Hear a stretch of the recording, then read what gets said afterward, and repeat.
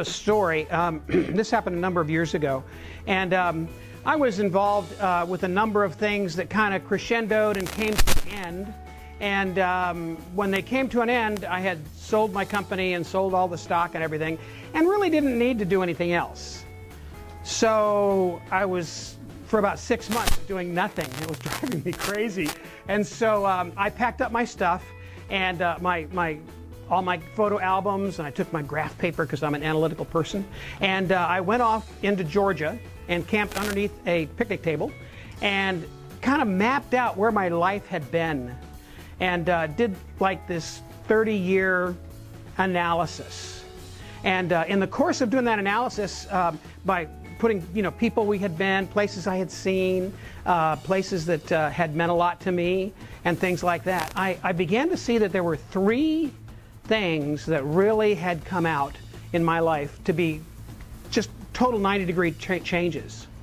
The first one happened on the beach in Pensacola. I was in flight school, and I was on July 18th at this bonfire, and that night, after a conversation with a guy, I committed my life to Christ, and that changed everything from then on. It was like a total night and day change for me. That was the number 1 thing. Number 2 thing was when I married my wife. She is, the things that I found funny before we were married, I still find funny.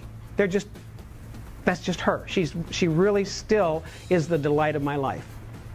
The third one was what we're going to do tonight, and it's the Myers-Briggs type indicator. It was so difficult for me to relate to people, to figure out what was going on with people. I couldn't really lead them well.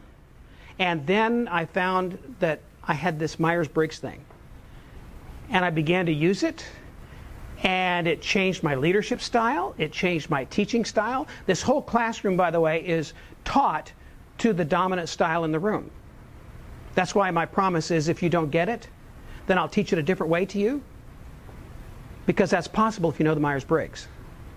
So in project management, this is a style of leadership. And in fact, in chapter 7 of the book, you're going to find out that it's mentioned there, and they give it kind of a brief endorsement. It's one of those things that you can use as a management style. So that's what we're going to take a look at. And then at the end of this, I'm going to give you the results that you told the Myers-Briggs you were. Okay? So we're going to kind of take a look at it. It's kind of a way to bring your life into focus. And it's actually based on a theory of mankind called the tripart person. So, most of us, we look at people and we don't analyze too much, and we're not going to analyze too much in here too, because this is not a psychology class. Okay? The idea is that if we break it down a little bit, I'll show you where the Myers-Briggs fits in. So this is the body of the person, and that's what we kind of relate to. It's called the corporeal presence, and that's what we relate to. It's what takes so much time to take care of. I don't know about you, but I got my body up this morning at about 7:15, and I took it in and I brushed its teeth, and then I made it some coffee, and I poured the coffee down its throat, and then I did a little bit of work, and then I went out and did some weeding in the yard, and then I took my body back in and I showered it because it was filthy. It gets dirty real quick. And can you understand what I'm saying? That's really not you. If you think you're the sum of all that this makes up, you got the wrong vision. That's not you. That's not the real you. The real you is actually inside. And so if we take a look at the inside, we would call that the soul or the heart. And that's actually made up of your mind, that part which you think through. Some of you stop there. Some of you have a will. And some of you have an emotion. No, I'm just kidding. The mind, will, and emotions are what make this up. So if we take a look at the way you make decisions, you would say you use your mind, you use your emotions, and then you're either happy or sad about that particular decision. And the other one is called the intuitive. So let's talk about the sensor. The sensor is a person who is attuned to details. In fact, if you were to actually summarize the sensor in one word, it would be details. Now, there are other things about them. They're very practical. They tend to be people who are not only just interested in details, but live their life in terms of details. Sometimes they can't get their head above the wall. They tend to be very practical. My son is a sensor. And oh, by the way, when I mention members of my family, they've all heard this. So you don't have to be embarrassed for them. They're wonderful folks, and they all know that I talk about them. So my son is a sensor, and he's the kind of guy that loves to fix things. He loves to be outside. He likes camping and boating and hiking and all those things that are outside things. He tends to fix Toyota trucks. He loves to do that. He buys and sells things. He's a very, very practical guy. He's also very linear. If you were to say to a sensor, okay, let's follow along. 1, 2, 3, 4... And Jerry would say, 5. What else would you say? And that's the way he thinks. He's linear. 1, 2, 3, 4, 5. A sensor also tends to have a good memory of the past. So that plays into something we're going to do when we talked about how to tell type in other people. So that's the sensor. And tell your group what the key word is. Tell your group what the key word for sensor is.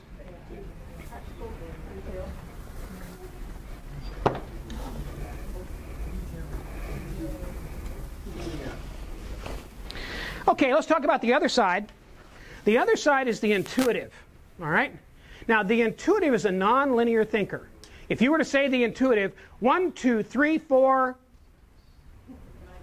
Chris would say 17. Why would you say 17? Well, because it's down there, and after 4, nothing matters. Oh, okay. That person, the sensor, tends to be past-oriented. This person tends to be future-oriented. Now, the one word that goes along with here, like the one word that went along with sensor was details, the one word that goes along here is big picture. Unless you show the intuitive the big picture, they don't know where to put the details. Now, in one area of life, they're going to look like a sensor. They're going to look very detailed, but most of the time, they're not. They have a very vivid fantasy life. If they can't figure something out, then they will go ahead and make up something. So you don't want one of those intuitives to be the key witness for your automobile accident. They could change their testimony just on the basis of what they think ought to be said. It's just kind of funny. Okay? The intuitive also doesn't collect things, whereas the sensor tends to be a collector. He tends to look at that thing and say, oh, I need, so you can walk into somebody's house and they say, I collect cups or mugs. And you walk into their house and there must be 30 of them on display. Okay? Based on that, I would say they're probably a sensor. What is this person doing? They're either daydreaming or playing video games. They like to watch TV. They like science fiction. This person occupies about half of the seats in here. Okay? So, tell your team what the key word is for the intuitive. It's not weird. Okay, let's take a look at the next scale down. The next scale down measures your value system. And the value system means what you think is important. So if we take a look at the two words on either side, we've got thinker and feeler. So what does a thinker value? Well, they value facts. They value objectivity. They value black or white. They really like to have things very clear.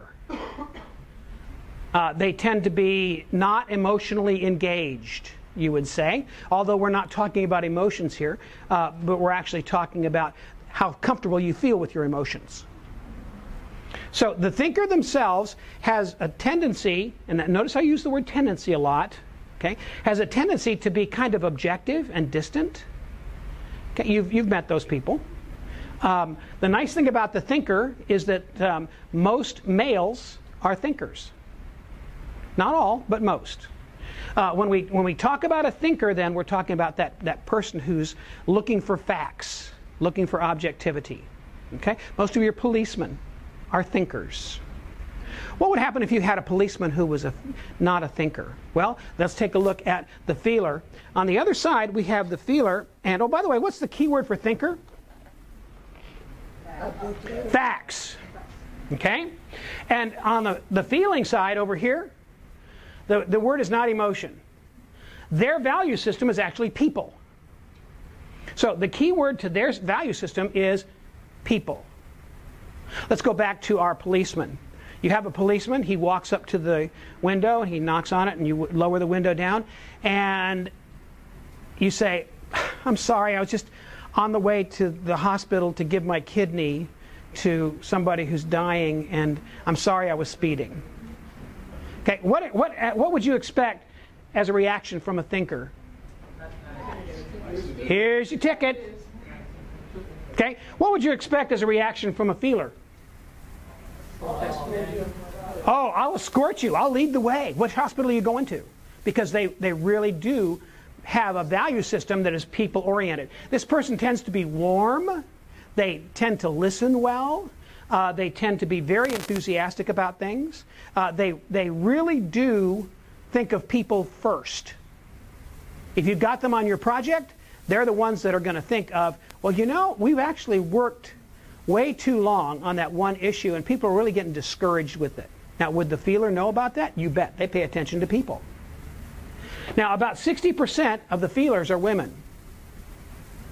But my son is a feeler. He's a firefighter.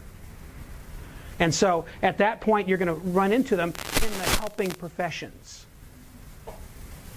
So, we've got thinker, whose keyword is facts, and feeler, whose keyword is people. Okay? Let's look at the bottom one. The bottom scale then is your need for structure.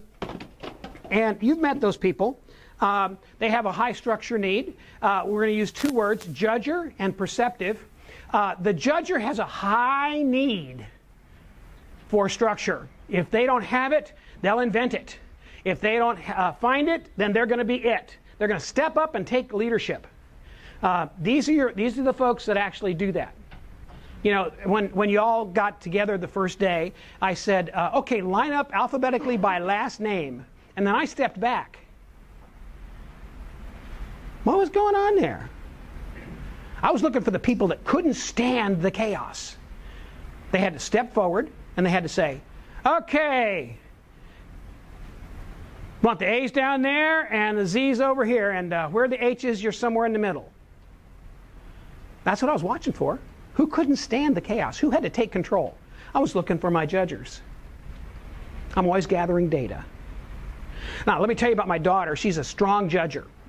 And so, strong judger loves lists. By the way, a strong judger can also wake up without an alarm on time. It's spooky. Jerry knows some of those people. It's spooky. So the idea here is that my daughter loves lists. And so I was going to pick up and spend the day with my daughter. And she had a list of things we were going to do together. So when I called her, she said, oh, I got my list all ready. So I picked her up. She lives in the woods. And so we drove out, got on Atlantic Boulevard, and went toward the beach. Because she had it all mapped out so we'd make one big circle. That's the way Sarah thinks. And so we are driving down Atlantic Boulevard. And she says, oh, well, wait a minute. Pull in here. I said, oh, okay. I was surprised. And so we went to CVS.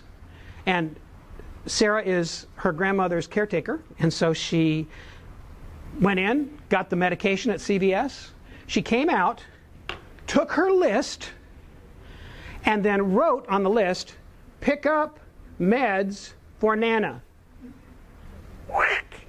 And struck it off. It makes her feel good.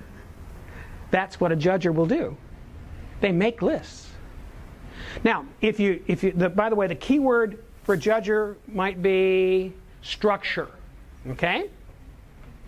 If we come over here to the other side, what we're really looking at is my wife, Paige. Now, Paige also makes, this is supposed to be a parrot head hat. Okay? Anyway, Paige is a perceptive. I can always tell when Paige is home because she hangs her clothes on the floor. And it was really kind of funny. When we were first married, we didn't live together. We just kind of dated, saved ourselves, and then when we got married, it was like, wahoo! The nice thing about that was everything was totally new. The bad thing about that was everything was totally new. And so about the 4th month, it's just eating my lunch because the dishes get stacked in the sink for weeks. Paige only does the dishes when we run out of clean dishes. So I just ate my lunch. So I went to her finally and I said, Paige, this is really killing me, but can we reach an agreement here to where the dishes don't sit in the sink? They get done? She says, not a problem. So next day, no dishes in the sink. I go down to get the Simple Green, open up underneath the sink, and there they are. So we're not storing them in the sink anymore, we're storing them under the sink. Okay, so I kind of broached that with Paige and said, that's not what I meant. I meant, kind of do them as we need. She says, okay. So a couple weeks later, come home with Papa Murphy's pizza. Love at 425 degrees. Turn the oven on and just happened to open it. Dishes. So we're not storing them in the sink. We're not storing them under the sink. We're now storing them in the oven when they're dirty. So it began to really bother me. So I'm having my quiet time in the morning, and I'm sitting there on the couch, and this is God has never spoken to me like I'm speaking to you now, but you kind of get a thought in your head, and so that's what happened. And so I'm sitting there, and I'm going, this is just killing me. I just can't stand it. How can I tell Paige that we need the dishes done because she doesn't see the clutter, she's a perceptive? And honestly, the voice came in and said, if it bothers you, it's your job. And this is what I said. This is really bad. I said, can I get a second opinion? And I thought that was funny at the time. But anyway, the whole idea is that you have this 2 ways of looking at things. I went to the Naval Academy. I went over here. I was a pilot. I'm over here. My dad was a Marine. I'm over here. Everything folded, neat, on time. We're never late. Perceptive. This person lives life very easy, very simply. Paige's idea of a vacation is take your watch off. First time we did that, I thought I was going to perish. I was so uncomfortable. She's easy to talk to. She doesn't keep a schedule. She's taught me a lot about making decisions. The problem with the judger is they make decisions too quickly. They just make a decision because they have to make a decision. Okay. They're only right, research says they're only right about 40% of the time. 40%? Yep. The percentage